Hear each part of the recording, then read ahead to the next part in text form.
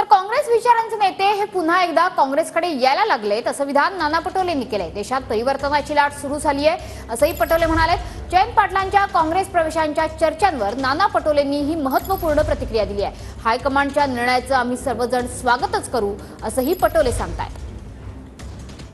निवडणुकीनंतर 4 जूनच्या नंतर अजित पवार आणि एकनाथ शिंदे गट राहील की नाही राहील हा एक प्रश्न सगळ्यात महत्त्वाचा आहे।